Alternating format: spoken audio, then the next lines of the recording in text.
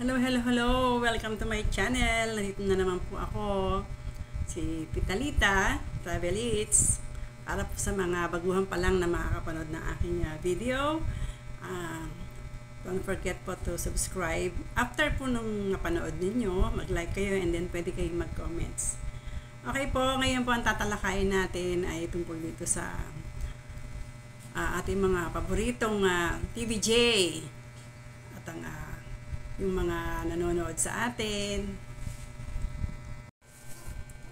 Hello! Andito na naman po ang inyong lingkod, si Tita Lita.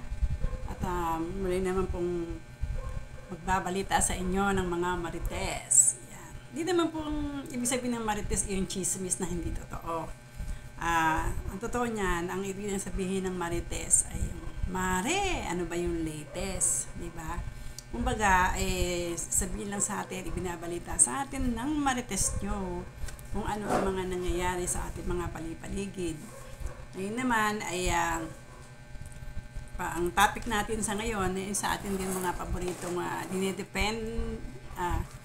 dinidepensahan na TVJ.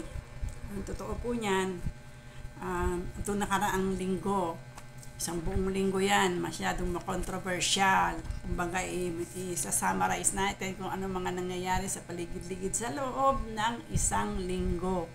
Isang linggo pala nakakaraan at marami nang nangyari. Unang-una ng Lunes, may nangyari na nagsimula na maging mayor, tumatakbo na ng mayor si Jose Manalo. At pagkatapos nagkaroon na rin siya ng mga constituents, tapos nagkaroon din siya ng Dover Guards na sinasabi, di ba? Meron siyang Dover Guards ngayon na yung dalawa, si Zombie at saka si Wally. And then after noon, dahil syempre na-excite yung mga tao, tuwan-tuwa, lalo na kapag sisimula na yung EAT, tapos una muna yung kantahan, pagkatapos yung kasunod nun ay yung Gimme 5 na talagang pati ako ninenervyos at nakikinervyos dito sa bahay pag nanonood.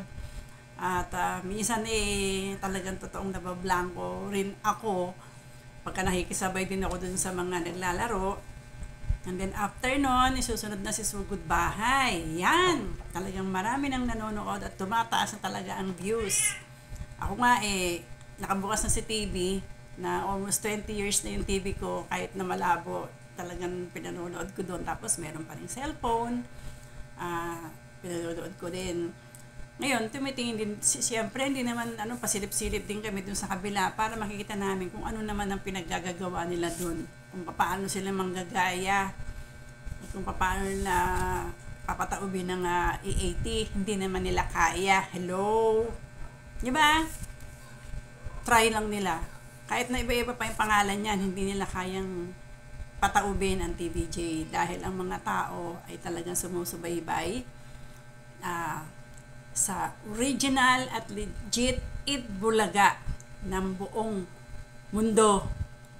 Hindi lang sa Pilipinas yun pati sa buong mundo. Talagang pag sinabi mong TVJ is Itbulaga, legit yan, branded yan talaga sila. Kaya yung Husi-husi nga, nagkakamali na sabi dahil yun talaga yung kinagisnan na Kaya lang, parang natural na yata sa buhay ng tao yung ganun na.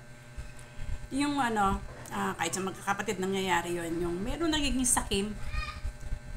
Ang tawag ng iba noon panahon namin, kapag merong ganyan na gustong kamkamin lahat, ang tawag namin ay buwaya. Yan. Buwaya kasi, di ba? Hindi ka nung bibig nun. Gusto nung sasakmalin lahat. Makuha niya lahat kanya kahit hindi niya pinagpaguran. Yun yung mga tawag noon. Ngayon yung mga sakim na nagmamalaki pa na akala mo nakuha na nilang lahat pati buong mundo. Diba? Kaya sumunod na araw na nagkaroon ng problema kay Wally na hindi naman niya sinasadya o hindi naman natin alam kung ano talaga yung nangyari. Pero sabi nga kasalanan mo man at hindi. Pag ikaw ay nagpakumbaba, ikaw ay ibinaba mo yung sarili mo, kay kasalanan mo hindi, para bang pumayapa na lang. Kung may nasabi kang hindi mo naman nagustuhan, o hindi mo sinasadya, tao lang, nabibigla. Diba? Kung hindi mo sinasadya, halimbawa, may nasabi ka na hindi maganda, edi humingi ka na lang ng sorry. Mas okay yon, mas hinangaan natin si Wally Bayola kasi humingi siya ng apology sa public. Siguro may nasabi siya, pero hindi naman natin kasi sigurado kung ano nangyari. Pero ang importante, humingi siya ng patawad. Sabi nga, niloloko siya, di ba? Pinatawag ka na ba sa MTRCB? Sabi ni Boss Joey. Opo, pinatawag na. Pinatawad na. Pinatawad. Bakit? Kasi humingi naman ng sorry, ng paumanhin eh. Sino bang may gusto? Kung yung sa ibang tao, sanay sila na nagmumura sila, parang yung dawang bulaklak ng dila nila, matuwa at malungkot at masaya at magalit, nagmumura sila. Kaya lang syempre, tayo bilang Kristiyano, hindi rin kasi maganda pakinggan, lalo na hindi tayo sanay sa ganon. Pero meron namang isang tao dyan na nagmamalinis dun sa kabila. Don't say bad words daw. Don't say bad words. Just do bad things, pwede yun. Pero bad words di pwede. Pero bad things pwede sa kanila. Kahit na medyo garapala na. Siguro ganun ang gusto nila, no? Pagka ganun, huwag ka na magsalita kasi. Sa kabila, sa tape. Andiyan ka na eh. Pagbutihin mo na lang yung trabaho mo. Hindi yung nakikisaw-saw ka pa, mamaya ikaw naman ang babalikan. Pikon ka. O, diba? Kaya manahimik ka na lang. Kala mo naman kung sino ka. Yung kay Wally na bigla yun, at yun tao lang. Ikaw, hindi ka ba tao? Hindi ka ba nagkakamali? Ikaw nakakaalam na kung ano yung sa buhay mo, kung ano yung ginawa mo. Pero yun, nasabi lang 1 day lang, wala pang 1 second. Actually, wala kami alam. Ang inaano ko lang ngayon, yung nangyari ng araw-araw sa buong 1 linggo. Diba? Ako nga may napanood pa eh, kasi nakasubaybay din ako kung ano yung Talagang totoo yun. Yung may nagsasayaw yun sa wardrobe. Totoo yun. Yung nip-snitch ba yun na sinasabi nung in-interview ni OG si Madam Lala? Totoo yun. Kaya lang din napansin ng iba kasi nga wala nanonood. Ang sa akin naman kasi, yung dancer na yun, kasama ko siya na nagsasayaw. Kasi siya nagbablog din. Mula sa practice hanggang sa pag-aayos, hanggang sa Kaya nakita ko, nung una nga nataka ko ba't ganun yung suot niya. Hindi kaya ako biglang mapatid yung tirante nito. Hindi naman siya napatid. Pero yung kasing sayaw nila, masyadong extreme. Kasi ako nagsusumba rin kasi ako eh. Si Madam nagsusumba din. At naging guest ko na rin siya sa session ko sa Zumba. Nagpa-event ako, in-invite ko na din siya. Talagang hiyang-hiya siya. Ang alam ko, dinilit agad yung video na yun para hindi na nga maraming makakita. Talagang hindi ko siya binalita. Kasi syempre, para-paro tayong babae. Iba naman pa yung sinasabi nila is ulo, yung sa tape naman. Iba pa yun. Yung sa naman sa Showtime meron din. Kaya lang kasi, syempre, tulad ko babae din ako.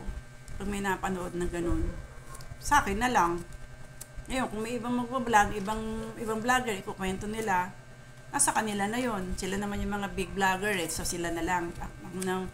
Ako naman na pipitsugin lang, hindi naman kaya din sigmura ako na sabihin, na ikwento yun kasi masiraan din yun. At saka, hindi rin naman nila ginusto yun nangyari. Nga, nagtatrabaho lang sila, kumuha lang sila ng production number para ma-entertain yung mga tao. Kaya lang siyempre may ang word doon ay aksidente na nangyari. Sino ba may gusto ng aksidente? Di ba wala naman? Kaya yung linggon to, palipasin na natin. Bad week yun. Bad week ito, nakaraan to. Yung pagpasok nung first week ng August or first week or second week. Kaya hayaan na natin yun. Kaya tomorrow is another day. Ako nga pala, shoutout pala dun sa mga kangenge mamis ko. Oy, mga ngenge girls, kumusta na kayo? Mercy, si Leia, si Belinda, si Rose, aking mga kasama sa choir. Yan, ang mga ngenge girls. Nagpa-schedule na ako. Ewan ko lang kung kailan tayo may schedule kasi baka yung date na pina-schedule ko baka puno. Di ba maliit nga lang yung studio ng TV5. So kung saan tayo matapat, doon na lang tayo. Antayin na lang natin yung tawag o yung text nila kung kailan tayo makakapanood ng live. Yan. So kalimutan na natin itong week na to. Balik panibagong week, panibagong linggo. Good vibes lang tayo. Okay, don't forget to subscribe, follow, likes, and comments po. And then share na din po. Maraming salamat po sa inyo. Happy Sunday! Bye!